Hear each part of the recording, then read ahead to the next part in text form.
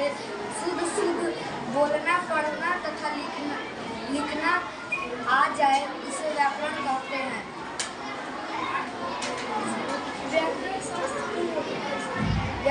हम व्याकरण को शास्त्र इसलिए कहते हैं कि हमारे जितने भी वेद हैं वो सभी शास्त्र में ही लिखे गए हैं और संस्कृत भी एक शास्त्र है। संस्कृत से ही हिंदी का उत्पाद हुआ है। हिंदी भाषा की उत्पत्ति कहाँ से हुई है? संस्कृत से। कोई एक उदाहरण दीजिए। जैसे राम जाती है। नहीं ये नहीं होगा। राम जाता है राम जाता है क्यों होगा?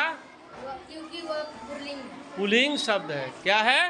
पुल्लिंग शब्द, इसलिए राम जाता है। चलो दूसरा कोई एक उदाहरण।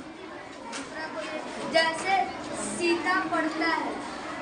सीता, इन्होंने कहा सीता पढ़ता है, सही है? गलत। सीता क्या है? गलत है। सीता कौन क्या है? सीता स्त्रीलिंग शब्द है, इसलिए क्या होगा? सीता पढ़ती है। अब बताएं कि इन व्याकरण के द्वारा हमें कौन से 3 चीजों की जानकारी हुई? व्याकरण के द्वारा हमें लिखने, पढ़ने और बोलने की जानकारी हुई। किस चीजों की जानकारी हुई? लिखने, पढ़ने और बोलने की जानकारी। आइए एक साथ बोलेंगे। व्याकरण के द्वारा क्या क्या जानकारी हुई? व्याकरण के द्वारा क्या क्या जानकारी हुई? लिखना, लिखना।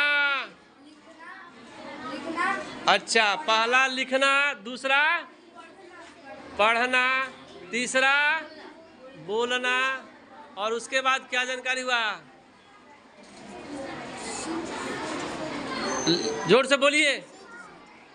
बोलना, फिर लिखना, फिर पढ़ना।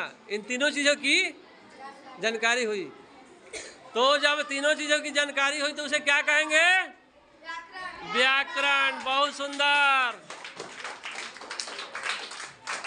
इधर देखें।